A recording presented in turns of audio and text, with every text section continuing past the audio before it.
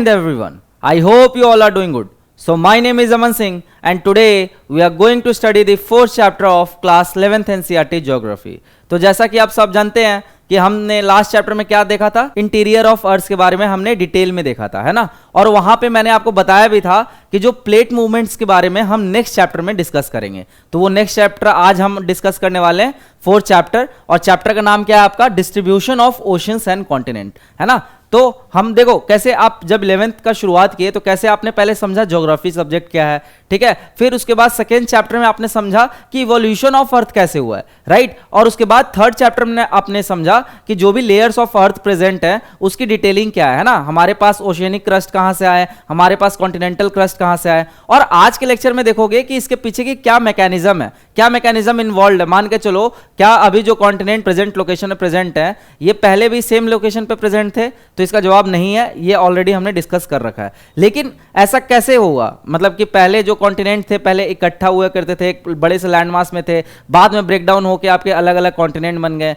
और आज के टाइम पे हमारे कितने कॉन्टिनेंट है, आपके 7 कॉन्टिनेंट प्रेजेंट है, ठीक है। लार्जेस्ट कॉन्टिनेंट आपका कौन सा है, एशिया है। और उसके बाद जब इस चैप्टर में हम ये भी देखेंगे कि जो हमारा प्यारा भारत है वो भी आपके कहां से निकल के आया, वो आपके गोंडवाना लैंड से निकल के आया। तो इसको पूरा एक स्टोरी के फॉर्म में समझेंगे, जो भी इसमें थ्योरी एसोसिएटेड है, like continental drift theory, plate tectonic theory, palaeomagnetism, sea floor spreading theory, ये सब हम आज के चैप्टर में डिटेल में डिस्कस करने वाले हैं, ठीक है। तो मजा आने वाला है, चैप्टर के अंत तक बने रहिएगा। तो सबसे पहले देखो क्या देखना है, introduction continental and oceanic distribution.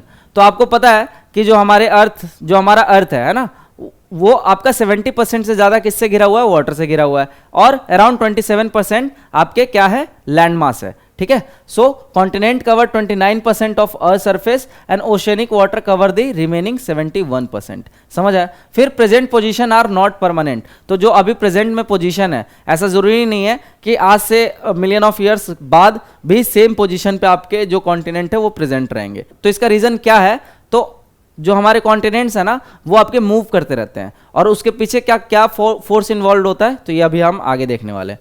फिर आपका डायनेमिक नेचर ऑफ अर्थ हम समझेंगे, जैसे position have change through out history. तो पोजीशन आपका शुरू से ही चेंज होते हुए आ रहा है, और आगे भी आपका पोजीशन चेंज होगा जो कॉन्टिनेंट आपके प्रेजेंट है अर्थ पे। फिर देखो continents and oceans continue to move, future position will differ from today. तो ये अभी आपका मैं एक कॉन्टेक्स्ट बना रहा हूं, उसके बाद मैं आपके माइंड में कुछ क्वेश्चंस फीड करूंगा और कोशिश करेंगे उस क्वेश्चन का आंसर ढूंढने का इस चैप्टर के थ्रू। और इस चैप्टर में एक एक लाइन आपके एनसीईआरटी से पिक की गई है, तो आप अपने एंड से मतलब आश्वस्त रहना कि कोई भी आपका एनसीईआरटी का एक भी लाइन मिस नहीं होने वाला है। यहाँ पे सब चीज मैं डिटेल में डिस्कस करने वाला हूँ। फिर अब देखो कुछ क्वेश्चन आता है कि जो हमारे कॉन्टिनेंट है उनका पास्ट पोजीशन क्या था, पहला क्वेश्चन तो ये है। फिर उसके बाद why and how do they change position, तो उन्होंने अपना पोजीशन कैसे चेंज किया, क्या उसके पीछे कोई फोर्स इन्वॉल्व है। तो ये माइंड में आप क्वेश्चन क्यूरोसिटी बना लेना है ना, क्योंकि पहले जब आप क्वेश्चन रखते हो माइंड में तो आपको एक चैप्टर में डायरेक्शन मिलता है कि आपको किस वे में आपको चैप्टर को प्रोसीड करना है। 2 क्वेश्चन आपके माइंड में फीड हो गया कि पहले अर्थ का पहले जो कॉन्टिनेंट है उसका पोजीशन क्या है, और उसके बाद जो क्या ऐसा कारण है जिसकी वजह से इनका पोजीशन चेंज हुआ। तीसरा क्वेश्चन है how do scientist determine historical position, और साइंटिस्ट को कैसे पता लगा कि कॉन्टिनेंट का पोजीशन अभी जो है वो पहले नहीं था, पहले कहीं और पे था, है ना। उसके पीछे क्या कोई साइंटिफिक एविडेंस प्रेजेंट है। तो ये सब आपको क्वेश्चन माइंड में रखना है। उसके बाद 1-2 क्वेश्चन मैं अपने एंड से भी आपको बताता हूं कि फॉर एग्जाम्पल अगर कोई फोर्स इन्वॉल्व है तो फोर्स आ कहां से रहा है, for the movement of plates, right. तो ये आपका चौथा क्वेश्चन हो गया। तो ये कुछ क्वेश्चंस है जो कि आपको माइंड में रखना है इस चैप्टर को पढ़ने के दौरान, ताकि आप जब पूरा चैप्टर कंप्लीट कर लो तो आप इस पोजीशन में हो कि आप ये सारे आंसर सारे क्वेश्चन का जवाब दे पाओ, राइट। तो एक एक क्वेश्चन से शुरू करते हैं। सो सबसे पहला आता हमारा कॉन्टिनेंटल ड्रिफ्ट थ्योरी।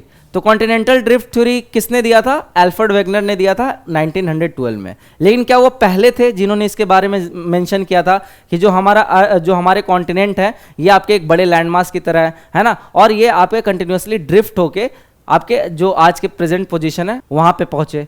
तो ये पहले अल्फ्रेड वेगनर थे क्या, तो इसका जवाब नहीं, ठीक है। कुछ और साइंटिस्ट भी थे जो कि अल्फ्रेड वेगनर से पहले ही इसके बारे में कुछ कॉन्टेक्स्ट बिल्ड करके चले गए थे। तो वो हिस्ट्री पढ़ते हैं जो एनसीईआरटी में आपके गिवन है। तो सबसे पहले 1596 में अब्राहम ऑर्टिलस थे जिन्होंने क्या किया, he was Dutch map maker, first proposed the possibility of Americas, Europe and Africa being once joined together।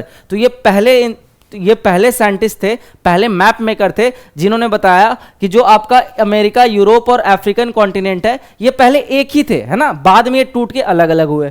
उसके बाद आपका अर्ली मैपिंग एंटोनिया पेल्ग्रिनी, ये जो साइंटिस्ट थे इन्होंने पहली बार मैप बनाया जो कि शो किया 3 continents together supporting the continental connection theory. तो इन्होंने भी इसी को एक्सप्लेन किया मैपिंग करके कि कैसे आपके जो ये 3 कॉन्टिनेंट है ये आपके एक ही लैंडमास के पार्ट हुआ करते थे।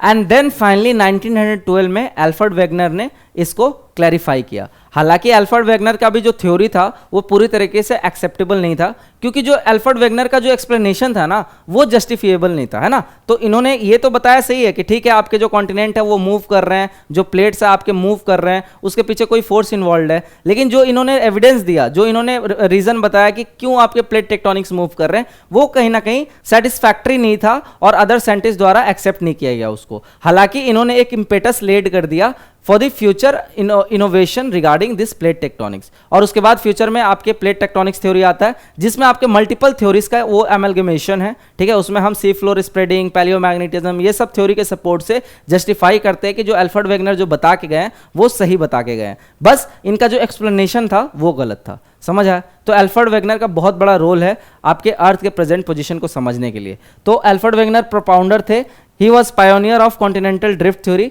And he was German metrologist, ठीक है। तो जर्मन वाले काफी अच्छे ज्योग्राफर हुआ करते हैं।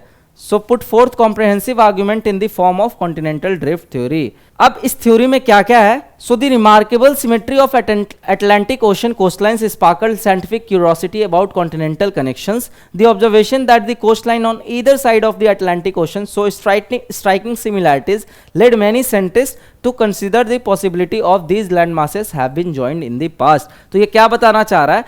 जब अल्फ्रेड वेगनर ने कॉन्टिनेंटल ड्रिफ्ट थ्योरी दे दिया ना, तो उसके बाद ना एक क्यूरियोसिटी अदर साइंटिस्ट के माइंड में आ गया और लोग भी सोचना शुरू कर दिए कि क्या सच में जो ये सारे कॉन्टिनेंट से पहले एक ही बड़े लैंडमास का पार्ट हुआ करते थे। उसके बाद देखा गया कि जो अटलांटिक ओशन के साइड में जो भी आपके कॉन्टिनेंट प्रेजेंट है, राइट, जैसे आपके अटलांटिक ओशन ये बीच में है, ठीक है, यहाँ पे आपकी यूरोप है, यहाँ पे आपका अफ्रीका है, यहाँ पे आपका साउथ अमेरिका है, यहाँ पे आपके नॉर्थ अमेरिका है। तो ये देखा गया कि साउथ अमेरिका, अफ्रीका, इनके एज में इसका जो अफ्रीका का वेस्टर्न एज और सदर्न अमेरिका का जो ईस्टर्न एज है इसमें काफ़ी सिमिलरिटी पाई जा रही है। वैसे ही जो अदर कॉन्टिनेंट के एज है इनमें कुछ सिमिलरिटीज पाई जा रही थी, राइट। तो ये एक ना क्यूरियोसिटी स्पार्क कर दिया, एक क्यूरियोसिटी डेवलप कर दिया साइंटिस्ट के माइंड में कि क्या सच में ये सारे कॉन्टिनेंट पहले एक ही बड़े लैंडमास के पार्ट थे, है ना। अगर एक ही के पार्ट होंगे तभी तो इनमें कुछ सिमिलरिटीज आई होगी। तो ये आपका एक फिर सीरीज ऑफ जो आपका रिसर्च कैरी शुरू हो गया आफ्टर दिस डिस्कवरी, राइट। उसके बाद देखो आगे वेगनर्स कॉन्टिनेंटल ड्रिफ्ट थ्योरी। तो अब वेगनर के थ्योरी को समझते हैं कि इनका क्या कहना था इस डायग्राम के थ्रू, और उसके बाद हम ये देखेंगे कि इन्होंने क्या क्या एविडेंस दिया अपने थ्योरी को सपोर्ट करने के लिए, और उसके बाद कैसे जो अदर साइंटिस्ट थे किस एक्सप्लेनेशन के बेसिस पे उन्होंने डिससैटिस्फैक्शन शो किया, और उसके बाद फर्दर इस थ्योरी को एक्सप्लेन करने के लिए फिर आपके अदर प्लेट टेक्टोनिक्स जैसे थ्योरी आते हैं। तो सबसे पहले देखते हैं कि अल्फ्रेड वेगनर का क्या कहना था as for plate continental drift theory. तो देखो सबसे पहले जो हमारा पूरा अर्थ था ना, इस पे एक बड़ा सा लैंडमास प्रेजेंट था जिसका नाम क्या था? Pangaea, right. तो पैंजिया ये याद रखना। फिर ये पैंजिया ना इन ट्राइएसिक एज आपका कौन सा एज होता है? Mesozoic era. मिसोजोइक एज में जो ट्राइएसिक एरा था, ठीक है, उस टाइम पे आपका क्या हुआ, ये जो कॉन्टिनेंट्स है ये ब्रेक डाउन होना शुरू हुए। ब्रेक डाउन कैसे हुए? तो कुछ फोर्सेस इन्वॉल्व थी, उन फोर्सेस के बारे में हम देखेंगे। तो ये चीज ध्यान रखना, टाइम पीरियड जरूर ध्यान रखना कि 250 मिलियन ईयर्स अगो पहले कुछ ऐसा दिखता था सारा कॉन्टिनेंट, ठीक है। ये सारे एक ही कॉन्टिनेंट बड़े से लैंडमास थे जिसका नाम क्या था? पैंजिया था। उसके बाद 200 मिलियन ईयर्स पे ये सारे ब्रेक डाउन होना शुरू किए। तो सबसे पहले दो बड़े बड़े लैंडमास ये बन के आए। तो एक लैंडमास का नाम था लॉरेशियन लैंडमास, दूसरे लैंडमास का नाम था आपका गोंडवाना लैंडमास, ठीक है। तो एक लॉरेशिया हो गया, एक गोंडवाना लैंड हो गया। फिर लॉरेशिया में से अदर कॉन्टिनेंट निकले, जैसे एशिया कॉन्टिनेंट हो गया आपका, नॉर्थ अमेरिकन कॉन्टिनेंट हो गया, यूरोप हो गया। ये सब कहां से निकले? आपके लॉरेशिया लैंडमास से, ठीक है। लेकिन जो हमारा प्यारा भारत है वो कहां से निकला? वो आपका गोंडवाना लैंडमास से निकला है। और जो अफ्रीकन कॉन्टिनेंट है वो भी आपके गोंडवाना लैंडमास से निकला है, राइट। तो अब ये तीसरा स्टेप समझ आया। पहले में क्या हुआ? पैंजिया था, ठीक है, उसका ब्रेकडाउन हुआ लॉरेशिया और गोंडवाना लैंड में। और जो सी था ना, पहले जो सी था इसका नाम क्या था? पैंथलासा।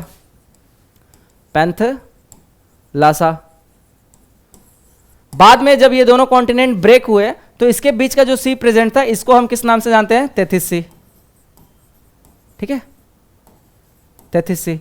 उसके बाद फिर फर्दर ब्रेकडाउन शुरू हुआ जुरासिक एज में, जो कि 150 मिलियन ईयर्स अगो, इसमें फर्दर ब्रेकडाउन शुरू हुआ, राइट। उसके बाद धीरे धीरे जैसे जैसे हम आगे बढ़ते गए 100 मिलियन ईयर्स अगो में फिर और फर्दर ब्रेकडाउन हुआ, और जो क्रेटेशियस पीरियड था, ठीक है, क्रेटेशियस पीरियड,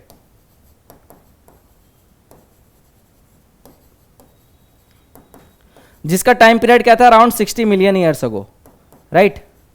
तो इस टाइम पे जो आपके अभी प्रेजेंट में कॉन्टिनेंट है ना, ये अपना शेप ले चुके थे। तो आप देख पा रहे होगे जैसे यूरेशिया हो गया, नॉर्थ अमेरिका हो गया, साउथ अमेरिका हो गया, अफ्रीका हो गया, ऑस्ट्रेलिया हो गया, राइट। यूरेशिया में ही आपके एशिया और यूरोप दोनों ही हैं। आई होप आप लोग को इमेज क्लियरली विजिबल होगा। तो क्रेटेशियस पीरियड में आपके कॉन्टिनेंट जो आज के डेट में ये अपना ओरिजिनल शेप ले चुके थे, और उसके बाद जो गोंडवाना लैंड है वो इंडिया से निकल के ड्रिफ्ट करने लगा था नॉर्थ ईस्टर्न साइड में, राइट। और उसके बाद यही जो इंडियन लैंडमास है ये जब आके यूरेशियन लैंडमास से टकराता है तो आपका किसका फॉर्मेशन होता है, हिमालय का फॉर्मेशन होता है। तो मैंने याद करो 9th क्लास में भी आपको पढ़ाया रखा है हिमालय का फॉर्मेशन कैसे हुआ है ना। जब इंडियन लैंडमास, जब गोंडवाना लैंडमास से निकल के ड्रिफ्ट करता है नॉर्थ ईस्ट साइड में और उसके बाद जाके यूरेशियन लैंडमास से टकराता है, तो उस टाइम पे क्या फॉर्म होता है, आपका हिमालय का फॉर्मेशन होता है। तो इसके फॉर्मेशन के बारे में भी हमने देख रखा ऑलरेडी, और 11th क्लास में भी हम और ग्रेट डिटेल में देखेंगे हिमालय के फॉर्मेशन के बारे में, जो कि आपका पार्ट 2 है, जो आपका दूसरा बुक है ना, इंडियन फिजिकल इन्वायरमेंट, वहां पे हम ये चीज डिटेल में डिस्कस करेंगे। उसके बाद देखो आइसेज आया, ठीक है, ices around 1 lakh year ago. तो उस टाइम पे जो आपके कॉन्टिनेंट थे ये अभी आज का जो पोजीशन देखते हो इस पोजीशन पे आ गए, ठीक है, ओरिजिनल पोजीशन पे। तो ये सीक्वेंस समझ आया। पैंजिया ब्रेकडाउन हुआ 2 में, लॉरेशिया गोंडवाना लैंड में, फिर गोंडवाना लैंड से इंडिया निकला, ठीक है, लॉरेशियन लैंड से आपके एशिया यूरोप ये सारे कॉन्टिनेंट निकले, और उसके बाद धीरे धीरे टाइम पीरियड जैसे जैसे कम होते गया आपके फर्दर ब्रेकडाउन हुआ, और आज के डेट में जो आप 7 कॉन्टिनेंट देखते हो ये सारे कॉन्टिनेंट अपना शेप ले लिए। तो ये कुछ इसका बैकग्राउंड स्टोरी था। अब इसमें देखते हैं कि कौन सा फोर्स इन्वॉल्व था, क्योंकि अगर ये ब्रेकडाउन हुआ तो मान के चलो पहले ये सारे एक साथ थे, उसके बाद ये इधर चला गया ड्रिफ्ट होके, ये इधर चला गया ड्रिफ्ट होके, ठीक है, उसके बाद ये इधर आ गया ड्रिफ्ट होके। तो ये ड्रिफ्ट हो रहे तो किस वजह से हो रहे हैं, कोई मोटर गाड़ी थोड़ी ना कि इधर से उधर चले गए, कुछ तो फोर्स इन्वॉल्व होगा इस पे। तो इसका एक्सप्लेनेशन देखते हैं कि वेगनर साहब ने क्या दिया, राइट। तो देखो, as per Wegener, according to Wegener's theory, around 200 million years ago the super continent Pangaea began to split. This process continued as Laurasia and Gondwana land further broke into various smaller continents that exist today, supported by a variety of compelling evidence, right। तो इसी को आपके flow chart के help से दे दिया गया। जैसे Pangaea ये आपका सुपर कॉन्टिनेंट था जहां पे आपके सारे कॉन्टिनेंट प्रेजेंट थे, फिर लॉरेशिया गोंडवाना लैंड में, फिर पैंथालासा जो था वो आपका सी था, ठीक है। उसके बाद 200 मिलियन ईयर्स अगो अराउंड आपका जो पैंजिया है वो स्प्लिट होना शुरू हो गया। तो ये समझ आया। इस डायरेक्शन में देखना आप, एंटी क्लॉकवाइज में, Pangaea Panthalassa 200 million year ago, आप मिलियन ईयर्स अगो आपके ब्रेकडाउन होना शुरू हुआ, और फाइनली आपके लोरेशिया और गोंडवाना लैंड में कन्वर्ट हो गया। फिर देखो आगे, evidence in support of continental drift. तो अल्फ्रेड वेगनर का कहना ये था कि जो आपके कॉन्टिनेंट है ये ड्रिफ्ट कर रहे थे, तभी इसका नाम पड़ा कॉन्टिनेंटल ड्रिफ्ट, ठीक है। और ड्रिफ्ट करके जो आज के डेट में जो प्रेजेंट पोजीशन है कॉन्टिनेंट्स का, उस पोजीशन पे ये आए। तो उसके पीछे का एविडेंस क्या, कैसे हम मान लें कि भाई ड्रिफ्ट किया कॉन्टिनेंट, कैसे मान लें हम कि अफ्रीकन कॉन्टिनेंट और साउथ अमेरिका जो है ये आपका एक ही लैंडमास का पार्ट था। तो कुछ एविडेंस उन्होंने इकट्ठा किए हैं, उसमें जो सबसे आपका स्ट्रॉन्ग एविडेंस है वो है जिग्सॉ फिट, है ना। तो जिग्सॉ फिट क्या है आगे अभी हम देखेंगे, ये देखो। तो जिग्सॉ फिट आपका क्या है, राइट। तो इस इमेज से समझते हैं हम, ठीक है, जिग्सॉ फिट को देखो, ये हमारा ये इमेज है, यहाँ पे आपके साउथ अमेरिका कॉन्टिनेंट और अफ्रीका कॉन्टिनेंट को दिखाया गया। तो जिग्सॉ फिट में ये देखा गया कि ये देख सकते हो, जैसे अफ्रीका कॉन्टिनेंट का आपको पता है शेप ये है ना, इधर आपके गिनी कोस्ट है, और ये आपका साउथ अमेरिका है। तो ये देख सकते हो कि जो साउथ अमेरिका का ये वाला पार्ट है ना, ब्राजील साइड में, ये लग रहा है कि ये इसी का पार्ट होगा, है ना। आज भी देखोगे जो डायग्राम आप देखते हो, तो ये हो गया आपका साउथ अमेरिका, मैं ड्रॉ कर देता हूं, ये आपका साउथ अमेरिका हो गया, ठीक है, और ये हो गया आपका अफ्रीकन कॉन्टिनेंट, ठीक। तो ये देख सकते हो कि यहां ये चीज अगर आप देखोगे, ये डिप्रेशन, ये कट, और ये इसका ये वाला पार्ट, ये नहीं लग रहा कि ये दोनों एक ही पार्ट थे, और ये जो साउथ अमेरिका है यहीं से निकल के आया है ना, देख सकते हो ये, है ना, ये जिग्सॉ फिट। तो इसी को हम बोलते हैं जिग्सॉ फिट, कि जो दो कॉन्टिनेंट के एज है ये सिमिलर हैं, सिमिलैरिटी शो कर रहे हैं, ठीक है। यहां से ये पता लग रहा है कि जो साउथ अमेरिका है वो अफ्रीका का ही पार्ट था, या फिर दोनों जो अफ्रीका और साउथ अमेरिका है ये दोनों एक ही लैंडमास के पार्ट थे, बाद में ब्रेक डाउन होके ये अलग अलग कॉन्टिनेंट का फॉर्म ले लिए। तो पहला एविडेंस तो ये है जिग्सॉ फिट, इसको आप डायरेक्टली कोट कर सकते हो। और मैं आप लोगों को बता दूं कि यूपीएससी मेंस में कॉन्टिनेंटल ड्रिफ्ट थ्योरी पे आपके सवाल आ रखा है, ठीक है। तो इसको इग्नोर मत करना इस टॉपिक को, ये टॉपिक आपका कहीं ना कहीं पूरा बेस बनाता है पूरे आपके जियोमॉर्फोलॉजी का। तो इसलिए इस थ्योरी को आपको पढ़ना बहुत इंपॉर्टेंट है, और हो सकता है अगली बार मेंस में ही आपसे पूछ दे डायरेक्टली इससे क्वेश्चन। फिर देखो सेकेंड एविडेंस जो था हमारा वो क्या था, रॉक एज कोरिलेशन।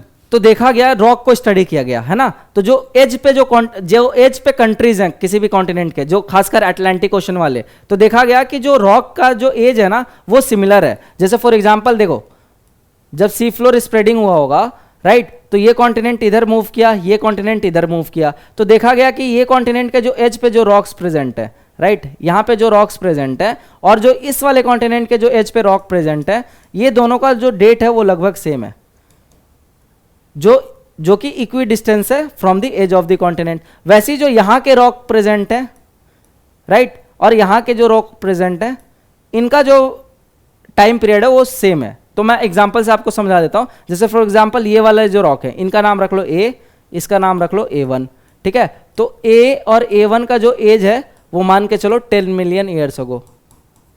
मैं ये हाइपोथेटिकल एग्जांपल ले रहा हूं, ठीक है, बस आपको समझाने के लिए। उसके बाद जो ये B है, ये ले लो B और ये ले लो B1, तो B और B1 का जो टाइम पीरियड है ये सेम देखने को मिला, ठीक है, मान के चलो 20 मिलियन ईयर्स अगो, राइट। तो इससे क्या पता लग रहा है कि जो आपका कॉन्टिनेंट है वो क्या कर रहा है, ड्रिफ्ट कर रहा है, तभी तो जो रॉक आते जा रहे हैं जो एज पे, उनका जो टाइम पीरियड है वो सेम होते जा रहा है। समझ आया ये एक्सप्लेनेशन।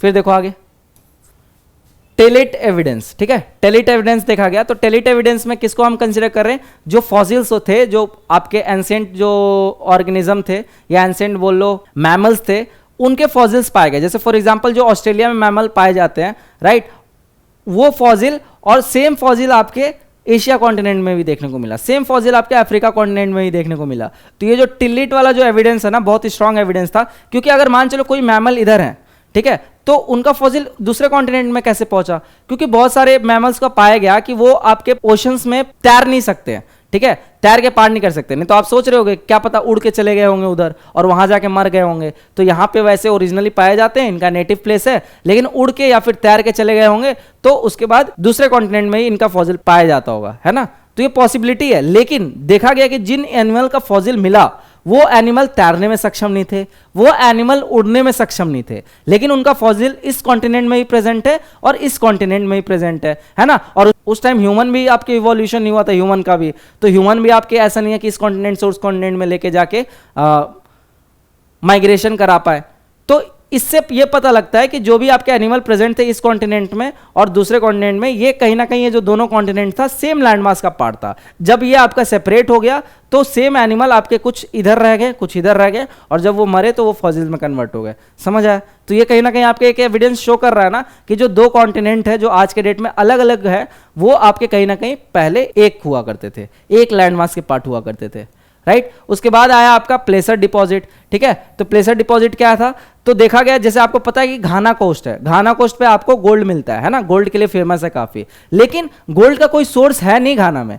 वो गोल्ड का सोर्स कहां पे है, ब्राजील में है। तो ब्राजील में जो रॉक्स मिलते हैं या मिनरल्स मिलते हैं ना, वहां पे आपके गोल्ड मिलते हैं। तो अगर ब्राजील में कोई गोल्ड का सोर्स है तो वो घाना में कैसे मिल रहा है। अगर घाना में गोल्ड का सोर्स है ही नहीं, लेकिन फिर भी हमें देखते हैं घाना कोस्ट पे काफी गोल्ड मिलता है आपको, और वो फेमस भी है, आप पढ़े भी होंगे ज्योग्राफी में, वर्ल्ड ज्योग्राफी में। तो Ghana coast is famous for gold. तो ये कैसे पॉसिबल है, तो ये मतलब एक पॉसिबिलिटी ये निकल के आ रहा है कि जो ब्राजील है और जो घाना है, पहले दोनों एक दूसरे के एडजेसेंट हुआ करते थे, बाद में ये सेपरेट हो गए ड्यू टू कॉन्टिनेंटल ड्रिफ्ट। समझ आया, है ना। तो ये आपका एक हो गया placer deposit. So gold deposit in Ghana with source rocks located in Brazil. उसके बाद आपका आता फॉसिल डिस्ट्रीब्यूशन, तो ये मैंने आपको एक्सप्लेनेशन दे दिया। So Wegener presented multiple lines of evidence to support his continental drift theory, each providing comparing proof that the continents were once connected and have since move apart. तो इसी का आप थोड़ा सा डिटेल में एक्सप्लेनेशन देखते हैं। जैसे for example remarkable coastline math, जो मैं जिगसॉ की बात कर रहा था, तो एनसीईआरटी का भी एक बार लाइन पढ़ लो, मैंने एक्सप्लेन तो आपको कर ही दिया है। So shore lines of Africa and South America facing each other show unmistakable match, है ना। तो जो आपके साउथ अमेरिका का जो कोस्ट है, ईस्टर्न कोस्ट है, और जो अफ्रीका का वेस्टर्न कोस्ट है, ये दोनों अनरिमार्केबल मैच शो कर रहे हैं। तो ये क्या आपका दर्शाता है कि ये दोनों जो कॉन्टिनेंट थे सेम लैंड मास के पार्ट थे। Then computer program analysis by Bullard in 1964, तो ये नाम याद रखना, बुलार्ड इन 1964, इन्होंने कंप्यूटर एनालिसिस किया और इससे ये बताया कि हाँ भाई ये लग रहा है कि ये दोनों एक ही पार्ट थे, है ना। हो सकता है कि ह्यूमन जो मेजरमेंट है वो गलत हो सकता है, लेकिन ये कंप्यूटर एनालिसिस भी, इसका भी जो रिजल्ट निकल के आया सेम आया। So it proved near perfect fit, तो ये कहीं ना कहीं परफेक्ट फिट था। Then match was tested at 1000 fathom line instead of present shore line, तो जो मैच कराया गया ना वो शोर लाइन से ही मैच नहीं कराया गया, बल्कि 1000 फैदम लाइन से मैच कराया गया, ताकि जैसे आप शोर लाइन पे हमें कुछ ही हिस्सा दिख रहा है ना, तो हो सकता है जो हमें शोर लाइन पे दिख रहा है वही बस मैच कर रहा हो, लेकिन ये कंफर्म करने के लिए हम 1000 फैदम लाइन तक मैच करा दिए। तो इससे एग्जैक्ट आइडिया लग गया कि नहीं भाई जो इसकी सिमिलैरिटी है वो बहुत डीप तक है, मतलब ये कहीं ना कहीं दोनों सेम लैंडमार्क के पार्ट थे। So fit was so precise it could not be coincidental, तो फिट इतना परफेक्ट था कि ये मात्र कोइंसिडेंट नहीं हो सकता है।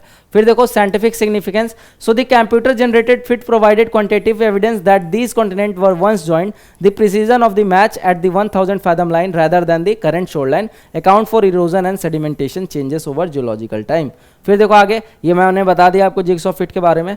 फिर आता आपका rocks of same age across ocean, ठीक है। तो रॉक को हम कैसे पता लगाएं कि दोनों सेम एज के हैं, तो कुछ मेथडोलॉजी होते हैं रॉक का एज पता लगाने के लिए। तो जैसे हमने रेडियोमेट्रिक डेटिंग किया, इससे पता लग गया कि जो आपके कॉन्टिनेंट पे इक्वी डिस्टेंस पे प्रेजेंट है वो सारे रॉक आपके सिमिलर एज के हैं, है ना, जो दो अलग अलग कॉन्टिनेंट में प्रेजेंट है at equidistance from the shore line बोल लो या एज बोल लो, एज ऑफ द कॉन्टिनेंट बोल लो। So modern dating methods have facilitated correlating rock formation from different continent across vast oceans। 2000 million years old rock, belt of ancient rock from Brazil coast matches perfectly with those from Western Africa। तो जो rock Brazil में पाए जा रहे हैं वो जो rock थे वो परफेक्टली मैच किए जो आपके वेस्टर्न अफ्रीका में जो रॉक पाए जाते हैं, ठीक है। And then Jurassic marine deposit, ये हमने देख लिया कि जो आपके डायनासोर वगैरह थे, है ना, जुरासिक एज में ही आपके डायनासोर देखने को मिलते थे, तो उनका फॉसिल्स वगैरह भी आपके दो कॉन्टिनेंट में मिल रहा है। तो मतलब ये कहीं ना कहीं दोनों कॉन्टिनेंट सेम लैंडमार्क के पार्ट थे। फिर देखो आगे टिलिट एविडेंस, तो टिलिट एविडेंस में हमने सबसे स्ट्रॉन्ग किसका देखा, सबसे पहले हमने देखा जो गोंडवाना सिस्टम में जो रॉक है, ठीक है, ये और अदर 4 जगह पे पाए जा रहे हैं, सेम रॉक है। और ये सारे रॉक कौन से रॉक हैं, जो कि ग्लेशियल डिपॉजिट से बने हैं। जैसे कुछ सेडिमेंट्री रॉक होते हैं उन पे कुछ ग्लेशियल एक्शन होता है तो उनका एक पर्टिकुलर शेप आ जाता है, ठीक है। क्योंकि रॉक जो है आपके गोंडवाना लैंड में मिलते थे, तो इसीलिए ये आपके अलग अलग 4 कॉन्टिनेंट में आपके ये रॉक पाए जा रहे हैं। तो मतलब ये कहीं ना कहीं चारों कॉन्टिनेंट एक बड़े लैंडमास का पार्ट था, right. So sedimentary rock formed from glacial deposit, the Gondwana system from India has counter part in 6 different southern hemisphere land masses. तो जो इंडिया का काउंटर पार्ट है वो अदर 6 लैंड मासेस जो कि साउदर्न अमेरिका में प्रेजेंट है उनसे मैच कर रहा है। Then global distribution, counter parts found in कहाँ मिला काउंटर पार्ट, अफ्रीका में मिला, फॉकलैंड में मिला, मेडागास्कर में मिला, अंटार्कटिका में मिला, ऑस्ट्रेलिया में मिला। तो ये सारे कॉन्टिनेंट कितने दूर दूर है, लेकिन यहाँ पे सिमिलर टाइप ऑफ रॉक पाए जा रहे हैं, समझ आ रहा है। तो आप समझ सकते हो कि ये किसके तरफ दर्शाता है, तो आप खुद सोचने के पोजीशन में हो। फिर देखो आगे पैलियोक्लाइमेटिक evidence, till it provides unambiguous evidence of ancient climates and continental drifting patterns। फिर देखो आगे प्लेसर डिपॉजिट, जो मैंने बता दिया कि घाना जो गोल्ड डिपॉजिट है, they rich placer deposit of gold found along Ghana coast with complete absence of source rock in the region. तो यहाँ पे सोर्स जो रॉक है जहाँ से आपके गोल्ड मिलते हैं वो मिलते ही नहीं है घाना पे, लेकिन फिर भी वहाँ पे घाना कोस्ट में काफ़ी गोल्ड मिलता है। लेकिन ब्राज़ील में वो सोर्स मिलते हैं रॉक के जहाँ से आपके गोल्ड एक्सट्रैक्ट किया जाता है, ठीक है। तो ये क्या शो करता है कि ब्राजील और घाना कहीं ना कहीं आपके एडजेसेंट हुआ करते थे। फिर आगे देखो डिस्ट्रीब्यूशन ऑफ फॉसिल्स, तो जैसे मैंने बताया लेमुर्स, तो लेमुर्स आप इमेज में जाके देख सकते हो नेट पे, ये बंदर की एक प्रजाति, एक एप्स प्रजाति है ना, एप्स स्पीसीज का एक पार्ट है। तो इनके जो फॉसिल्स है ये आपके 2 अलग अलग कॉन्टिनेंट में पाए गए। सो लेमर्स अकर इन इंडिया, ये इंडिया में पाए जाते हैं, मेडागास्कर एंड अफ्रीका में पाए जाते हैं, leading to consideration of contiguous landmass Lemuria linking this 3 land masses. तो ये क्या शो करता है कि इंडिया, मेडागास्कर एंड अफ्रीका पहले सेम लैंड मास के पार्ट थे। फिर मेसोसॉरस हो गए, so small reptile adapted to shallow brackish water, skeletons found only in southern Cape provinces of South Africa and Irati formation of Brazil. तो इसके भी जो फॉसिल है ना 2 अलग अलग जगह पे जो कि अलग अलग कॉन्टिनेंट के पार्ट है वहां पे पाए गए and then 4800 kilometre apart so the to mesosaurus localities are presently separated by 4800 kilometre with an ocean between them. तो जो आपके दो मेसासोरस के फॉसिल मिले हैं, ठीक है, ये आज के डेट में 4800 किलोमीटर अपार्ट है। तो ये कैसे पॉसिबल है कि ये दोनों उड़ के गए होंगे या तैर के गए होंगे? ये पॉसिबिलिटी नहीं है। तो इसका एक ही पॉसिबिलिटी निकल के आ रहा है कि ये दो कॉन्टिनेंट पहले सेम ही होंगे, है ना, ऐसे होंगे। तो यहाँ से यहाँ डिस्ट्रीब्यूट हो गए। जब आपका ड्रिफ्ट होने लगा तो कुछ जो उसमें पॉपुलेशन थे इधर रह गए, कुछ पॉपुलेशन इधर रह गए, सेम स्पीसीज के। समझ आए? फिर फोर्स ऑफ ड्रिफ्टिंग। अब सवाल आता है कि ये ड्रिफ्टिंग हम खेल रहे हैं ना, कॉन्टिनेंट ड्रिफ्ट किया, ये इधर से इधर गया, इधर से इधर गया, लेकिन उसके पीछे फोर्स कौन सा इन्वॉल्व है? तो एज पर एल्फ्रेड वेगनर उनका कहना था ये फोर्स आ कहां से रहा है? तो सबसे पहला जो इनका स्टेटमेंट था वो ये था कि सियाल फ्लोट ओवर सीमा, सियाल फ्लोट ओवर सीमा, ठीक है। तो जो आपका कॉन्टिनेंटल क्रस्ट है ये आपके ओशियनिक क्रस्ट पे फ्लो कर रहा है, पहला चीज ये बताया इन्होंने, ठीक है। तो अब इसको डिस्कार्ड कैसे किया अदर साइंटिस्ट ने?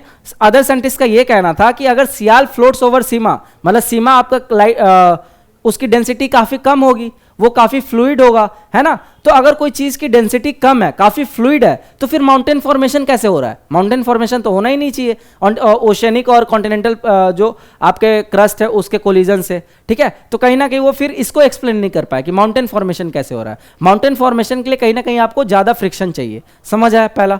फिर दूसरा इन्होंने बताया कि जो आपका टाइडल फोर्स है ना, तो जो मून का जो टाइडल पुलिंग होता है उसके वजह से कॉन्टिनेंट ड्रिफ्ट कर रहे हैं। फिर साइंटिस्ट इसको काउंटर किए, बोले कि अगर मान चलो टाइडल जो माउंट का जो टाइडल फोर्स है, जो ग्रेविटेशनल फोर्स है, अगर ये इतना स्ट्रांग होता तो ये अर्थ के रोटेशन को भी रोक देता, लेकिन ऐसा तो नहीं है। अर्थ तो आपका अभी भी रोटेट कर रहा है सेम स्पीड से, तो ये भी आपके डिस्कार्ड कर दिया गया। उसके बाद बोला गया पोल फ्लिंग फोर्स। तो ये जो फोर्स आ रहा है ये हमारे अर्थ क्योंकि रोटेट कर रहा है, तो जब अर्थ रोटेट करता है तो कोई भी चीज रोटेट करता है तो एक सेंट्रीफ्यूगल फोर्स जनरेट करता है ना। तो वैसे ही जो अर्थ है ये आपका एक सेंट्रीफ्यूगल फोर्स जनरेट कर रहा है, और जिसके वजह से आपके कॉन्टिनेंट्स जो हैं वो मूव कर रहे हैं एक जगह से दूसरी जगह। लेकिन इसको भी डिस्कार्ड कर दिया गया, सेम लॉजिक, कि अगर मान चलो ये सारे फोर्स में इतना पावर होता, अगर ये इतने स्ट्रांग होते हैं कि ये किसी कॉन्टिनेंट को सेपरेट कर दें, तो ये अर्थ के रोटेशन को भी रोक दिए होते अभी तक। लेकिन अर्थ का रोटेशन अभी भी कंटिन्यू है, means this explanation is not appropriate. समझ आया? तो मैंने साथ के साथ आपके एल्फ्रेड वेगनर का एविडेंस बताया, ठीक है। एल्फ्रेड वेगनर का जो उन्होंने फोर्स को एक्सप्लेन किया कि ये फोर्स कहां से आ रहा है ये बताया, और साथ के साथ मैं ये बता दिया कि किस बेसिस पे इसको डिस्कार्ड किया गया, इनएप्रोप्रिएट बताया गया। समझ आया? इसीलिए बोला जाता है ये थ्योरी जो है पूरे तरीके से सक्सेसफुल थ्योरी नहीं है। देन टाइडल फोर्स और टाइम फैक्टर मैंने बता ही दिया, ठीक है। So Wegener suggested that continental movement was caused by pole fling force and tidal force. He believed this forces would become effective when applied over many million years, though most scholars considered them totally inadequate to move continents। फिर आगे post drift studies. तो अब इसके support में भी कई सारे scientist हैं ये चीज सपोर्ट करने के लिए कि जो नहीं भैया जो कॉन्टिनेंट है वो सही में ड्रिफ्ट कर रहे हैं, ठीक है। तो पोस्ट एविडेंसेस थ्योरी को क्या क्या आते हैं आपके? सबसे पहले आता है continental evidence collection. So most continental drift evidence was collected from continental areas through distribution of flora fauna and deposit like tillite. फिर post world war two discoveries. So number of discoveries during post world war two period added new information to the geological literature. तो world war two के बाद आपके कई सारे discovery हुई, कई सारे रिसर्च हुए, ठीक है। Then ocean floor mapping, ocean floor को भी मैप किया गया। ओशन फ्लोर मैपिंग मतलब क्या हो गया कि जो ओशन के रिलीफ फीचर्स होते हैं उनको मैप करना, उनके बारे में जानना। So information collected from ocean floor mapping provided new dimension for studying distribution of oceans and continent. फिर आता आपका कन्वेक्शनल करंट थ्योरी, ठीक है। तो अब सवाल तो रह गया कि भैया अगर टाइडल फोर्स से नहीं मूव कर रहे हैं, अगर आपके पोल फ्लिंग फोर्स से नहीं मूव कर रहे कॉन्टिनेंट, तो फिर कौन सा फोर्स इन्वॉल्व है? तो फिर आर्थर होम्स नामक साइंटिस्ट एक निकल के आए और इन्होंने बोला कि जो ये फोर्स आ रहा है ना, जो कि रिस्पॉन्सिबल है for the drift of continent, वो फोर्स आ रहा है आपके कन्वेक्शनल करंट से, ठीक है। अब समझते हैं कन्वेक्शनल करंट क्या है। तो जैसा कि मैंने बताया था जब अर्थ का फॉर्मेशन हो रहा था तो एस्थेनोस्फेयर में ना, एस्थेनोस्फेयर बोलो या मेंटल बोल लो, उसमें आपके कई सारे रेडियो एक्टिव एलिमेंट ट्रैप्ड थे, प्राइमोडियल हीट ट्रैप्ड है, ठीक है। उसके वजह से क्या हुआ कि जो आपके अदर मटेरियल्स थे वो मोल्टन स्टेट में आ गया, right. And due to rotation of earth ये सारे जो आपके मटेरियल्स हैं, ठीक है, जो आपका जो मटेरियल्स है ये आपके अर्थ के सरफेस पे आ रहे हैं, इसी को आर्थर होम्स ने क्या बोला, कन्वेक्शनल करंट। और इन्होंने बताया कि ये क्योंकि ये कन्वेक्शनल करंट आपके ऊपर आ रहे हैं, है ना, इसको नाम इन्होंने मेंटल प्लूम भी करके दिया। तो ये क्योंकि कन्वेक्शनल करंट ऊपर आ रहे हैं, इसके वजह से जो आपके कॉन्टिनेंट्स हैं, जो आपके कॉन्टिनेंटल क्रस्ट और जो ओशियनिक क्रस्ट है, ये मूव कर रहे हैं, चाहे वो एक दूसरे के पास आ रहे हैं, चाहे एक दूसरे के दूर जा रहे हैं। तो इसको मैं थोड़ा आपको समझा देता हूँ, विजुलाइज कराने का प्रयास करता हूँ। देखो, तो देखो, जैसे फॉर एग्जांपल ये अर्थ है, ठीक है, मान के चलो यहाँ पे आपके रेडियो एक्टिव एलिमेंट प्रेजेंट है, ठीक है, तो यहाँ से आपके कन्वेक्शनल करंट निकल के आया। अब ये कन्वेक्शनल करंट जब हिट करेगा सरफेस को, तो ये क्या होगा, यहाँ से आपके ये जो दो पार्ट है क्रस्ट के, ये मूव करेंगे, ठीक है। फिर वैसे ही यहाँ भी आपके कन्वेक्शनल करंट आया, ठीक है,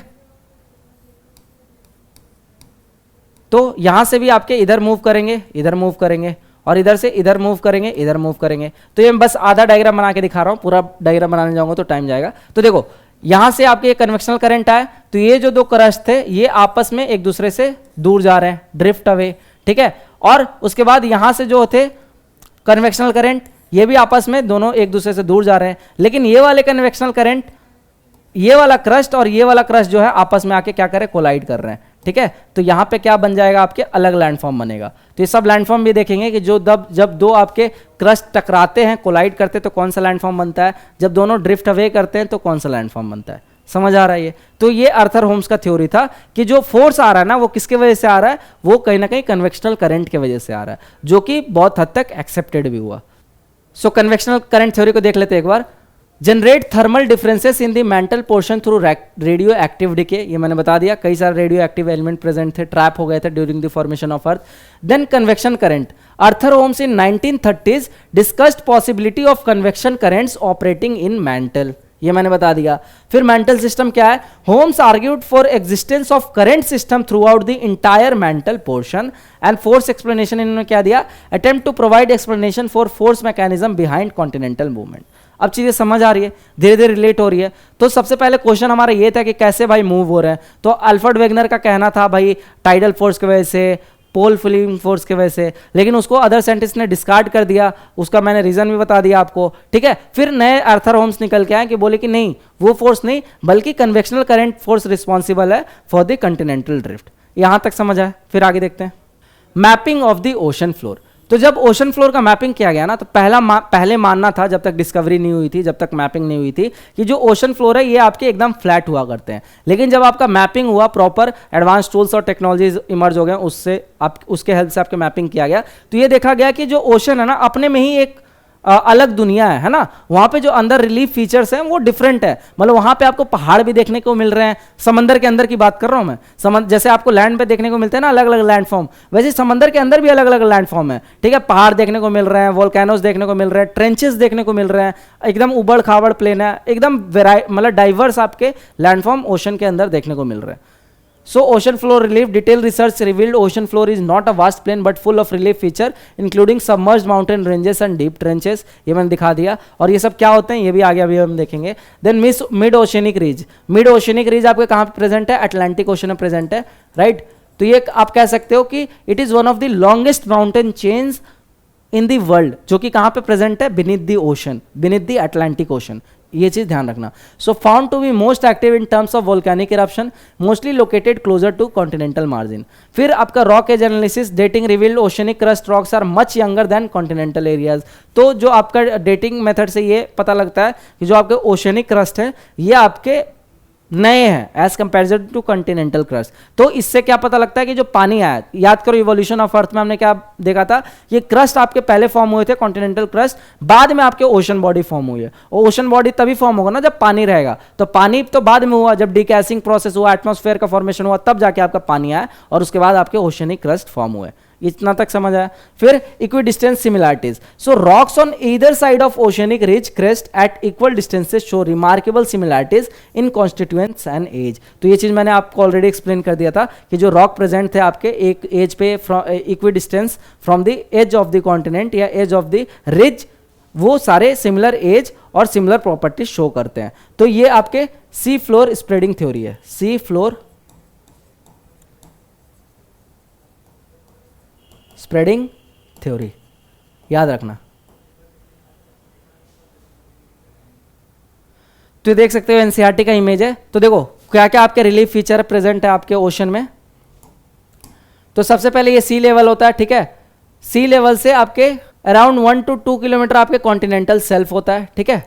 ये कॉन्टिनेंटल शेल्फ धीरे धीरे आप नीचे जाते हो ना ऐसे, उसके बाद एकदम से स्लोप आपका गिरता है, इसको हम बोलते हैं कॉन्टिनेंटल स्लोप, राइट। और ये आपका कहीं ना कहीं ट्रांजिशन जोन होता है, ट्रांजिशन जोन। फिर उसके बाद आ जाता है आपका ओशन फ्लोर, जिसको हम एबिसल प्लेन के भी नाम से जानते हैं, एबिसल प्लेन, राइट। इसी एबिसल प्लेन में आपके डीप ट्रेंचेस प्रेजेंट रहते हैं, बहुत बहुत गहरे होते हैं ये, ठीक है। और इनकी हाइट भी बहुत ज़्यादा होती है, जो कि आपके माउंटेन्स जो आपके अर्थ पे प्रेजेंट है ना, जो कॉन्टिनेंट में प्रेजेंट है, उससे भी ज़्यादा हाइट के आपके माउंटेन्स आपको बिनीथ दी ओशन में देखने को मिलते हैं। समझ आया इतना? सो यही दे रखा है information, continental margin, deep sea basin और मिड ओशनिक रीजेस। तो ये सब हम जब ओशनोग्राफी वाला चैप्टर पढ़ेंगे, ओशन रिलीफ फीचर्स के बारे में पढ़ेंगे, तो वहाँ भी ग्रे डिटेल में देखेंगे। तो अभी के लिए बस इतना ध्यान रखना। फिर देखो आगे, कॉन्टिनेंटल मार्जिन, कॉन्टिनेंटल शेल्फ किसको कहते हैं हम? Shallow under water extension of continental land mass. फिर कॉन्टिनेंटल स्लोप क्या होता है? Steep slope leading from shelf to deep ocean floor. Continental rise, gentle slope at base of continental slope. और deep oceanic trenches, areas of considerable interest for ocean and continent distribution. फिर आता है आपका abyssal plane. Abyssal plane में एक होता है आपका extensive plain, lie between continental margin and mid oceanic ridges, vast flat areas of ocean floor covered by fine sediment and represent deepest parts of ocean basins. तो मैंने क्या बताया था, जो ट्रेंचेस थे वो कहाँ पे प्रेजेंट थे? आपके एबिसल प्लेन में प्रेजेंट थे। फिर आता है आपका sediment deposition. So these are the areas where continental sediments that move beyond the margins get deposited. The abyssal plains represent some of the flattest surface on earth created by the accumulation of sediment over millions of year. तो जो sedimentation होता है ना, जो erosion होता है आपका coast line का, वो सेडिमेंटेशन कहाँ पे होता है? आपके एबिसल प्लेन में होता है। इसीलिए आपके एबिसल प्लेन सबसे फ्लैट सरफेस है जो कि ओशन में प्रेजेंट है, ठीक है। तो ओशन रिलीफ फीचर के सबसे फ्लैटेस्ट पार्ट है एबिसल प्लेन, ये भी ध्यान रखना। फिर मिड ओशनिक रीजेस। तो मिड ओशनिक रीजेस आपके क्या होते हैं? तो देखो, जो मेंटल प्ल्यूम निकलता है, अभी मैं डिस्कस कर रहा था आपको, कन्वेक्शनल करंट जो है, ये जब निकलते हैं तो जो आपके जो क्रस्ट हैं ये आपके ड्रिफ्ट अवे करते हैं, है ना, एक दूसरे से दूर जाते हैं। तो जब एक दूसरे से दूर जाते हैं तो यहाँ पे आपका लावा इरप्शन होता है, और वो जब सॉलिडिफाई हो जाता है तो एक चेन ऑफ माउंटेन बन जाता है, उसी को हम बोलते हैं मिड ओशनिक रीजेस। जो कि सबसे लार्जेस्ट मिड ओशनिक रीज कहाँ प्रेजेंट है? अटलांटिक ओशन में प्रेजेंट है। So interconnected change forms interconnected change of mountain system within the ocean. They are longest mountain chain on earth surface through though submerged. तो ये longest mountain chain है अर्थ पे जो present है, लेकिन ये सबमर्ज्ड है, मतलब ओशन के अंदर है।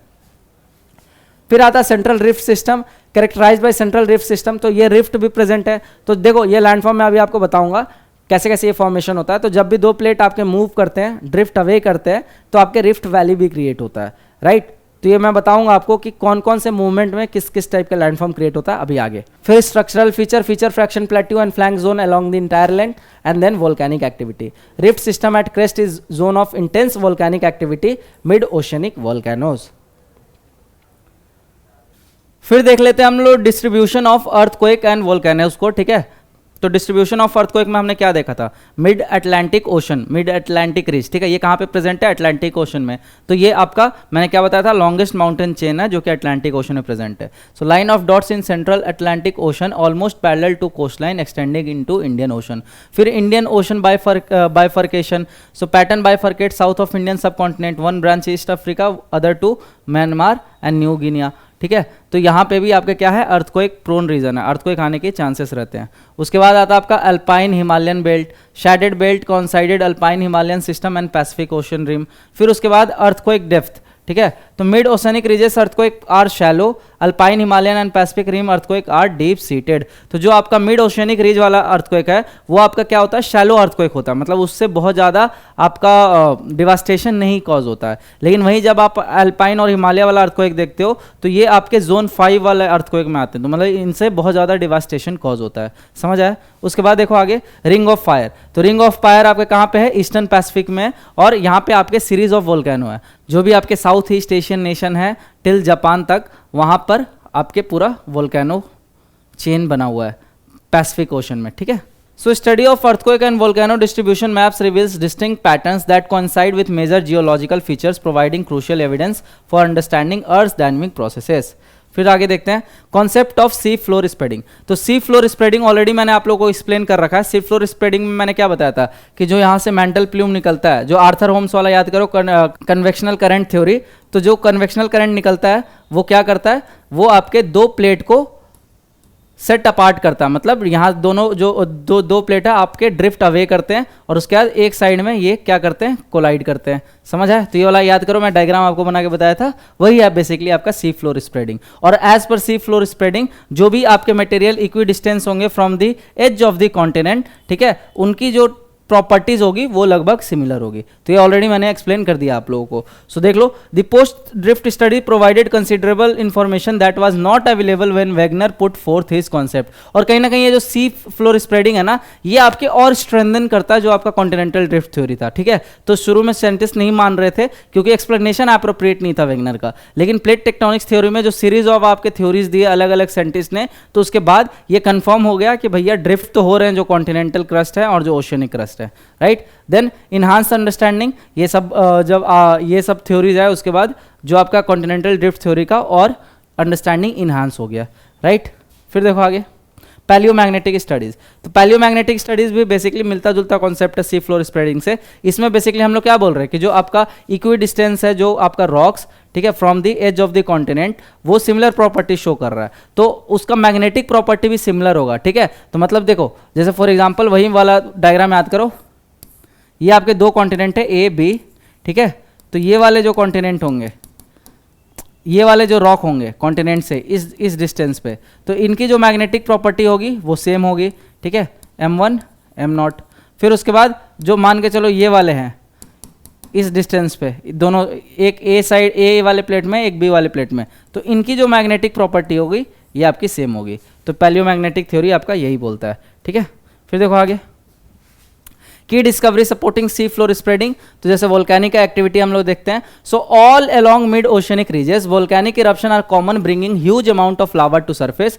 फिर रॉक सिमिलरिटी हमने देखा, so rock equidistance on either side of mid-oceanic ridge crest show remarkable similarities in formation period, chemical composition and magnetic property। फिर एज डिफरेंस देखा कि एज भी लगभग सिमिलर है, ठीक है, जो इक्विडिस्टेंस रॉक है। उसके बाद देखा हमने thin sediments, so ocean floor sediment unexpectedly very thin, now where older than 200 million years despite expectation of longer sequences. तो हमने ये भी देखा था लास्ट चैप्टर में, याद करो, कि जो हमारा ओशनिक क्रस्ट है ये आपका हायर डेंसिटी है ना, मतलब जो कॉन्टिनेंटल क्रस्ट के कंपैरिजन में इसकी डेंसिटी जो है वो ज़्यादा है, लेकिन इसकी थिकनेस जो है वो कम है, ठीक है। तो कोई चीज़ अगर ज़्यादा डेंसर होती है तो उसकी वॉल्यूम क्या होती है, कम होती है। याद करो, डेंसिटी मतलब क्या होता है, मास अपॉन वॉल्यूम। तो अगर वॉल्यूम ज़्यादा होगी तो डेंसिटी कम होगी, तो यही इसीलिए जो ओशनिक जो आपका क्रस्ट है उसका क्या है, थिकनेस कम है। समझ आए?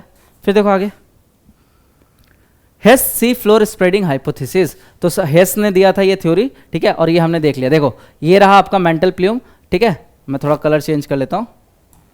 तो देखो ये रहा आपका, यहाँ से मेंटल प्लूम निकला, ठीक है, यहाँ पे आप देख रहे हो ये सेपरेट हो रहा है, ये एरो समझना, ठीक है। यहाँ पे आपके लिथोस्फेयर है, राइट, और यहाँ पे देखो, यहाँ पे आपके रिज फॉर्म हो रहा है और यहाँ पे आपको वोल्केनो देखने को मिल रहा है। वोल्केनो क्यों देखने को मिल रहा है, due to that frictional force, right. और दूसरा चीज़ जो रीजन मैंने क्या बताया, रेडियो एक्टिव एलिमेंट प्रेजेंट है, तो वहाँ से जो कन्वेक्शनल करंट निकल रहे हैं उनके वजह से ही वोल्केनो देखने को मिल रहा है, राइट। और उसके बाद फिर यहाँ पे आके दो प्लेट कोलाइड कर रहे हैं, तो जब कोलाइड करते हैं तो क्या फॉर्म होता है आपका, माउंटेन फॉर्म होता है, ठीक है। तो ये है आपके कॉन्टिनेंटल क्रस्ट, ठीक है, और ये आपके सीरीज ऑफ वोल्केनो। तो कन्वर्जेंट प्लेट बाउंड्री पे आपके क्या क्या बनेंगे, ट्रेंचेस बनेंगे, ठीक है। तो देखो मैं आपको अब एक पेज में समझा देता हूँ कैसे फॉर्मेशन होता है, ठीक है। ये आपका एक सिंगल पेज आपका काफ़ी होगा, पूरा समराइज कर देगा चैप्टर को। तो हम देखते हैं एक आपका ओशनिक प्लेट होता है, एक आपका कॉन्टिनेंटल प्लेट होता है, ठीक है। अब हम देखेंगे कि कौन सा प्लेट जब टकराएगा तो किस टाइप का लैंडफॉर्म फॉर्म होगा, है ना। तो पहले देखो, पहला वाला केस में लेते हैं हम ओशनिक प्लेट का, पहले देखो कन्वर्जेंस, ठीक है। ये डब्बा चाहो तो बना सकते हो, बॉक्स, कन्वर्जेंस देखेंगे और फिर डाइवर्जेंस देखेंगे, ठीक है। वैसे ही सेकेंड केस में हम क्या देखेंगे, ओशन कॉन्टिनेंट। थर्ड केस में क्या देखेंगे हम, कॉन्टिनेंट कॉन्टिनेंट, समझ आया। तो जब जब ओशनिक क्रस्ट और ओशनिक क्रस्ट दोनों जब कन्वर्ज करते हैं आपस में, तो आपका किस टाइप का लैंड फॉर्म होता है, तो ये पहले आपका एक वोल्केनो होता है, ठीक है, कन्वर्जेस में वोल्केनो होता है, दूसरा ट्रेंचेस फॉर्म होते हैं, ठीक है। ट्रेंचेस क्यों फॉर्म होते हैं, तो एक आपका डेंसर होता है, एक आपका लाइट डेंसर होता है, तो जब अंदर डिप होगा तो डिप ट्रेंचेस फॉर्म होंगे। तो जैसे आप देखते हो जो पेरुवियन ट्रेंच है ना साउथ अमेरिका के साइड में, तो वहां पे क्योंकि आपके साउथ अमेरिकन प्लेट जो है वो आपके जो नास्का प्लेट है उससे टकरा रहा है, ठीक है, तो इसीलिए आपके डीप ट्रेंचेस फॉर्म हो रहा है, राइट। उसके बाद अफ्रीका के साइड पे भी आपको ट्रेंच देखने को मिलेगा, ठीक है, समझ आया इतना। उसके बाद देखो वोल्केनो हो गया, ट्रेंचेस हो गया, वही जब डाइवर्जेंस होगा तब भी वोल्केनो होगा, ठीक है, वोल्केनो होगा। उसके बाद अच्छा यहां पे माउंटेन भी फॉर्म होंगे आपके, ये भी ध्यान रखना, राइट। और डाइवर्जेंस में हमने क्या देखा था, वोल्केनो, और वोल्केनो से हमने क्या देखा था, रिज फॉर्मेशन, ठीक है। दूसरा हमने क्या देखा था, रिफ्ट वैली, समझ आया। वैसे ही ओशियन और कॉन्टिनेंट का जब कन्वर्जेंस होगा तो ये सिमिलर लैंडफॉर्म आपके फीचर फॉर्म होंगे और डाइवर्जेंस में भी सिमिलर होंगे। लेकिन जब कॉन्टिनेंट कन्वर्ज करेंगे तो यहाँ पे सिर्फ आपके माउंटेन फॉर्म होगा, वोल्केनिक ओरिजिन नहीं रहेगा ये, ठीक है। क्यों, क्योंकि जो कॉन्टिनेंटल क्रस्ट जो है उसकी डेंसिटी लगभग सिमिलर होगी, ठीक है। तो इसमें आपको कोई वोल्केनिक ओरिजिन देखने को नहीं मिलेगा, क्योंकि ये दोनों एक दूसरे से सबसाइड नहीं करेंगे, ये एक दूसरे के डायरेक्ट ऐसे अपहीवल हो जाएगा, यहाँ पे माउंटेन फॉर्म हो जाएगा, ना कि यहाँ पे वोल्केनिक ओरिजिन होगा। वोल्केनिक ओरिजिन हम कब देख रहे थे, कब हो रहा था, जब आपका एक प्लेट जब डेंसर है वो जब ऐसे सबमर्ज हो जा रहा है, ठीक है, और उसके कारण जब फ्रिक्शन क्रिएट हो रहा है तो वोल्केनो ओरिजिन हो रहा है। लेकिन वहीं पे आपका जो कॉन्टिनेंटल प्लेट टकरा रहे तो ऐसा कोई फेनोमेना हमें देखने को नहीं मिल रहा है। इसीलिए हमारा जो हिमालय का फॉर्मेशन हुआ यहाँ पे हमें वोल्केनिक रॉक देखने को नहीं मिलते हैं। लेकिन जो हमारा ट्रांस हिमालय है जहाँ पे आपका फॉर्मेशन कैसे हुआ है, 33C वाला जो प्लेट है वो जब टकराया था यूरेशियन प्लेट से तब आपका ट्रांस हिमालय का फॉर्मेशन हुआ, इसीलिए ट्रांस हिमालय में आपको वोल्केनिक रॉक देखने को मिलता है, समझ आया। उसके बाद देखो जब डाइवर्जेंस होगा तो यहां पे आपके ब्लॉक माउंटेन फॉर्म हो सकते हैं, ठीक है, अर्थक्वेक आ सकता है, राइट, रिफ्ट वैली देखने को मिल सकता है। तो ये केस समझ आया आपको, ये बॉक्स आप चाहो तो याद कर लेना, आगे वापस रिपीट होगा तो वहां पे मैं आपको डिटेल और करा दूंगा। फिर देखो आगे प्लेट टेक्टोनिक्स थ्योरी, ठीक है। तो प्लेट टेक्टोनिक्स थ्योरी क्या कहता है, वही चीज जो 540 मिलियन ईयर्स अगो आपका एक पैंजिया था बड़ा सा, फिर धीरे धीरे आपके कॉन्टिनेंट ब्रेक डाउन होने लगे, ठीक है, फिर 300 मिलियन ईयर्स अगो में कुछ इस प्रकार का दिखने लगा जो कॉन्टिनेंट था, उसके 120 मिलियन ईयर अगो में, तो ये इमेज से आप पता लगा सकते हो, ठीक है। ये आपका काइंड ऑफ एक इवोल्यूशन दे रखा है। फिर देखो आगे 1967 में क्या हुआ, थ्योरी डेवलप हुआ। थ्योरी किसके द्वारा दिया गया, मैकेंजी एंड पार्कर, ये नाम याद रख लेना, इंपॉर्टेंट है। And also Morgan independently collected available ideas and developed plate tectonics concept. फिर उसके बाद क्या हुआ, इंटरेस्ट वापस से रिन्यू हो गया, ठीक है। तो जब वेगनर का जो थ्योरी डिस्कार्ड किया गया था तो उसके बाद ये थ्योरी कहीं ना कहीं मतलब बोलते हैं ना अंडरग्राउंड हो गई थी, बहुत ज़्यादा लाइमलाइट में नहीं आई थी। लेकिन फिर से जब आपका प्लेट टेक्टोनिक्स थ्योरी इमर्ज हुआ तो वापस से चर्चा शुरू हो गई थी कॉन्टिनेंटल ड्रिफ्ट की। तो renewed interest since advent of sea floor spreading concept, interest in ocean and continent distribution problem was revived. फिर कॉम्प्रिहेंसिव फ्रेमवर्क बनाया गया इसके लिए। So plate tectonics provided comprehensive explanation for continental drift and sea floor spreading. So the development of plate tectonics theory marked a revolutionary movement in earth sciences, providing a unifying framework that explained both continental drift and sea floor spreading phenomena. फिर देखो आगे tectonic plates and there characteristic. आप देखो कई सारे आपके plates present है। Plate क्या होते हैं आपके, basically they are lithospheric crust, ठीक है। तो यहाँ पे डेफिनेशन दे रखा है, ये देखो plate definition, massive irregularly shaped slab of solid rock generally composed of both continental and oceanic lithosphere. और इसका जो साइज होता है, plates move horizontally over a asthenosphere as rigid units with lithosphere thickness varying 5 to 100 kilometre to 200 kilometre. तो इसकी ये width है, ठीक है। अब देखो कुछ मेजर प्लेट्स होते हैं, कुछ आपके माइनर प्लेट्स होते हैं। मेजर प्लेट में आपके कौन कौन से हैं, जैसे यूरेशियन प्लेट हो गया, ठीक है, Eurasian plate, African plate, south American plate, उसके बाद आप देख रहे हो Indo Australian plate, Eurasian plate, ये सारे जो आपके हैं ना ये मेजर प्लेट्स में आते हैं। और जो आपके माइनर प्लेट्स होते हैं वो कौन कौन से आपके, तो ये देख सकते हो नास्का प्लेट, ठीक है, ये बहुत इंपॉर्टेंट है, मैपिंग कर लेना। मैं आपको रिकमेंड करता हूँ ऑक्सफोर्ड का एटलस अगर आपके पास हो या फिर आपके पास कोई और दूसरा भी एटलस हो तो वहाँ से आप ये चीज़ कर लेना, प्लेट का दिया रहता है आपका सेपरेट सेक्शन एटलस में। तो नाज़का प्लेट अब कहाँ पे है, साउथ अमेरिका के पास है। बहुत बार आपको नॉर्थ से साउथ अरेंज करने दे देते हैं, तो नाज़का प्लेट, फिर यहाँ पे कोकोस प्लेट है, ठीक है, कैरेबियन के पास। उसके बाद स्कोशिया प्लेट यहाँ पे है लोकेटेड। तो ये सारे आपके क्या है, माइनर प्लेट है। और यहाँ पे जुआन दी फुका प्लेट है, राइट। तो ये चीज़ ध्यान रखना आपको। फिर यहाँ पे देखो, ये जो डायग्राम से दिख रहा है आपको, ये डाइवर्जेंट बाउंड्री है। इस टाइप का जो डायग्राम है यहाँ पे कन्वर्जेंट बाउंड्री है। तो आप देख सकते हो कहाँ कहाँ कन्वर्ज कर रहा है, यहाँ पे कन्वर्जेंस हो रहा है ना, इसीलिए तो यहाँ पे मैंने बताया पेरुवियन ट्रेंच है, क्योंकि यहाँ पे पेरू कंट्री है, राइट। उसके बाद देखो ये जो डबल अगर लाइन है तो यहाँ पे डाइवर्जेंस बाउंड्री है। तो ये देखो यहाँ पे जो प्लेट है डाइवर्ज कर रहे हैं, यहाँ पे प्लेट डाइवर्ज कर रहे हैं, ठीक है। इसीलिए यहाँ पे आपको पैसिफिक रिंग ऑफ फायर देखने को मिलता है। तो रिलेट करो, जो जो चीज़ पढ़ा रहा हो ना, ये चीज़ आपको रिलेट करना है एकदम से, राइट। उसका ट्रांसफॉर्म बाउंड्री, ट्रांसफॉर्म बाउंड्री क्या होता है, जब आपके एडजेसेंट मूव करते हैं दो प्लेट, ठीक है, इस डायरेक्शन में ऐसे, ठीक है, तो इसको ट्रांसफॉर्म बोलते हैं। तो इसके कारण भी आपके फॉल्ट क्रिएट होते हैं, रिफ्ट वैली क्रिएट होते हैं, राइट। और ये हमें कहाँ पे देखने को मिलता है, इसका सबसे अच्छा एग्जांपल जो सैन एंड्रियास फॉल्ट है, ठीक है, सैन एंड्रियास फॉल्ट यहाँ पे नॉर्थ अमेरिका में, ये रहा सैन एंड्रियास फॉल्ट। यहाँ पे आपको ट्रांसफॉर्म बाउंड्री देखने को मिलता है। फिर देखो आगे,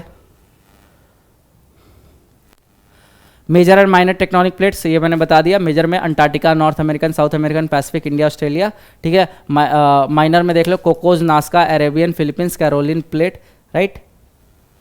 फिर आपका टाइप ऑफ प्लेट बाउंड्री में मैंने बता दिया, डाइवर्जेंट प्लेट बाउंड्री होते हैं, फिर आपका कन्वर्जेंट प्लेट बाउंड्री होता है, और फिर ट्रांसफॉर्म बाउंड्री होता है। डाइवर्जेंट में दो प्लेट बाउंड्री आपके एक दूसरे से ड्रिफ्ट अवे करेंगी, ठीक है, ये हो गया आपका ट्रांसफॉर्म बाउंड्री। और कन्वर्जेंट में ऐसे, ठीक है, एक प्लेट बाउंड्री आपके सबसाइड करेगी जो ज़्यादा डेंसर होगी, और एक प्लेट बाउंड्री आपके ऊपर रहेगी, ठीक है। तो इसमें क्या क्या फॉर्मेशन होता है आपका, तो देखो, where new crust is generated as plate pull away from each other, sites called spreading sites. Best example mid Atlantic ridge separating American plate from Eurasian and African plate. तो ये हम अभी मैप में देख के आ रहे एग्जांपल, ठीक है, डाइवर्जेंट प्लेट बाउंड्री का। वैसे कन्वर्जेंट प्लेट बाउंड्री का हमने एग्जांपल कहाँ देखा, साउथ अमेरिका वाला, याद करो, ठीक है। So where crust is destroyed as one plate dives into under another, तो एक जो प्लेट है वो डाइव करता है दूसरे प्लेट के अंदर, ठीक है। Location called the subduction zone. तो ये जो आपका डाइव वाला जोन है ना, ये इसको हम क्या बोलते हैं, सबडक्शन जोन बोलते हैं, ठीक। तो ये सब टर्म है, इंपॉर्टेंट टर्म्स ध्यान रखना। So oceanic continental, oceanic oceanic and continental continental convergence, तो ये मैंने आपको ऑलरेडी बता दिया। फिर आता है आपका ट्रांसफॉर्म बाउंड्री। तो ट्रांसफॉर्म बाउंड्री में क्या होता है, दोनों क्रस्ट जो होते हैं, दोनों क्या होते हैं, neither produce not destroyed as plate slide horizontally past each other. तो ये वाला जो मूवमेंट देख रहे हो आप, ये हो गया आपका ट्रांसफॉर्म बाउंड्री। फिर आगे rates forces of plate movement. तो रेट क्या होता है, तो जैसे जो आर्कटिक रीज है, ठीक है, ये आपका slowest rate of plate movement यहाँ देखने को मिलता है। वही आपका जो ईस्ट पैसिफिक राइज है, यहाँ पे आपके फास्टेस्ट रेट देखने को मिलता है। तो ये जब वेरियस टूल्स एंड टेक्नोलॉजीज का यूज़ करके रिसर्च किया गया कि प्लेट मूवमेंट का जो स्पीड है पर ईयर वो क्या है, ठीक है। उसके बाद जो डिस्टेंस फ्रॉम चिले कितना है, 3400 किलोमीटर। तो location of fastest spreading ridge west of Chile. तो ये आपके फैक्ट में पूछ सकते हैं कि फास्टेस्ट स्प्रेडिंग रिज कहाँ पे आपके, तो वो चिले के वेस्ट में है, जो कि चिले कहाँ पे लोकेटेड है, आपके साउथ अमेरिका में लोकेटेड है, ठीक है। तो मैपिंग भी मैं आप लोगों को कराऊंगा अच्छे से, टेंशन मत लेना, प्रीलिम्स से पहले आपका मैपिंग हो जाएगा। तो वहाँ पे मैं आपको एक एक जो कंट्री है उसका लोकेशन मार्क कराऊंगा, जो भी इंपॉर्टेंट फीचर्स है एक एक कॉन्टिनेंट के, वो भी मैं आप लोगों को डिटेल में करवाने वाला हूँ, राइट। तो वही चीज़ यहाँ पे दे रखा है। सबसे पहले आपका मटेरियल हीट मटेरियल राइज करता है, फिर आपका कूलिंग प्रोसेस होता है, फिर सिंकिंग बैक होता है, फिर कन्वेक्शनल सेल क्रिएट होता है। तो ये ऑलरेडी हमने पढ़ लिया, ये सब वापस आप चाहो तो रीड कर सकते हो, ये मैं आपको स्लाइड शेयर करवा दूंगा, ठीक है। फिर आगे देखो, और ये भी मूवमेंट मैंने बता दिया था कि हिमालय का फॉर्मेशन कैसे हुआ था। तो जब इंडियन प्लेट जो गोंडवाना प्लेट से निकल के आपके ड्रिफ्ट कर रहा था नॉर्थ ईस्टर्न साइड में, उसके बाद यहाँ पे यूरेशियन प्लेट से टकराया। तो देखो यही वाली तो मूवमेंट थी, ठीक है। और यहाँ पे आपके सबसे पहले इसका इंडिया का वेस्टर्न पार्ट टकराया, नॉर्थ वेस्टर्न पार्ट, और उसका धीरे धीरे ऐसे एंटी क्लॉकवाइज में डायरेक्शन में रोटेट करने लगा। देखो ये इस डायरेक्शन में, ठीक है। इसलिए हम देखते हैं कि ईस्टर्न साइड में आपके कंप्रेशनल फोर्स ज़्यादा है, और इसीलिए जो आपके ईस्टर्न हिमालयाज है, इनकी जो एवरेज हाइट है वो as comparison to western Himalayas वो ज़्यादा होती है, समझ है। तो ये ईयर दे रखा है, चाहो तो आप गो थ्रू कर सकते हो। सो वापस से वही time period, India was large island off Australian coast in vast ocean, Tethys sea separated it from Asian continent. फिर 200 मिलियन ईयर्स अगो, ये आपका around Triassic age, India started northward journey when Pangaea broke apart. फिर 140 million years ago sub continent located as south has 50 degree south latitude separated from Eurasian plate by Tethys sea. फिर 60 million years ago क्या हुआ, आपका major event हुआ, outpouring of lava and formation of Deccan traps, ठीक है। तो ये आपका क्रेटेशियस एज में हुआ, जब आपके रियूनियन हॉटस्पॉट से इंडियन प्लेट टकराया। इंट्रैक्ट किया, और उसका 40 से 50 मिलियन ईयर्स अगो आपके हिमालय का फॉर्मेशन हुआ। तो ये ऑलरेडी हमने देख रखा है, ठीक है। ये सारी चीज़ें बार बार रिपीट हो रही हैं। उसके बाद last but not the least, northern boundary हमारा कहाँ पे है, subduction zone along Himalayas, continent continent convergence. फिर आपका ईस्टर्न मार्जिन हमारा कहाँ पे extend through Arakan Yoma mountains of Myanmar towards Java trench island arc. तो जो हमारा ईस्टर्न जो मार्जिन है वो कहाँ पे है, आपका म्यांमार तक एक्सटेंड करता है ना। उसके बाद वेस्टर्न मार्जिन हमारा कहाँ पे है, follows Kirthar mountain of Pakistan, extends along Makrana coast of red sea rift. और जो हमारा सदर्न बाउंड्री है वो कहाँ पे है, oceanic range running west east direction merging with spreading site south of New Zealand. तो ये आपका लोकेशन है कुछ इंडिया के रिस्पेक्ट में, ठीक है। तो आई होप आप लोग को जो प्लेट मूवमेंट है, प्लेट टेक्टोनिक्स थ्योरी है, कॉन्टिनेंटल ड्रिफ्ट थ्योरी है, ये सब अच्छे से समझ आ गया होगा। इसके पीछे का मैंने कॉन्सेप्ट भी आपको एक्सप्लेन कर दिया है, साइंस जो इसके पीछे इन्वॉल्व था वही मैंने एक्सप्लेन कर दिया है। तो आपसे याद रखना, बाकी इस लेक्चर के बाद जाके रिवाइज कर लेना शॉर्ट नोट्स के थ्रू, चाहे माइंड मैप्स के थ्रू, जो भी आपको कन्वीनियंट लगे, ठीक है। और ये तो जरूर याद कर लेना कि कब कौन कौन से प्लेट आपके किस टाइप का इंट्रैक्शन से किस टाइप का लैंडफॉर्म फॉर्म करते हैं, क्योंकि ये यहाँ से भी आपके प्रीलिम्स का क्वेश्चन बन जाता है। डायरेक्ट पूछ लेंगे कि which of the following landform are not associated with the oceanic plate convergence. तो वहाँ पे आपको 4 लैंडफॉर्म का नाम दे देंगे और एक आपको गलत दे देंगे जो कि आपके ओशनिक कन्वर्जेंस से नहीं फॉर्म होता है। जैसे फॉर एग्जांपल नेगेटिव में हमने क्या देखा है, ओशनिक कन्वर्जेंस से आपको क्या फॉर्म नहीं होता है, रिफ्ट वैली फॉर्म नहीं होता। रिफ्ट वैली आपके डाइवर्जेंस से फॉलो होता है। समझ आया टाइप ऑफ क्वेश्चन कैसे हमें रीड करना है ना। तो ठीक है, फिर मिलते हैं आपसे नेक्स्ट क्लास में। नेक्स्ट क्लास में हम लैंडफॉर्म को डिटेल में करेंगे। आज के लिए इतना ही। Thank you and all the best. जय हिंद।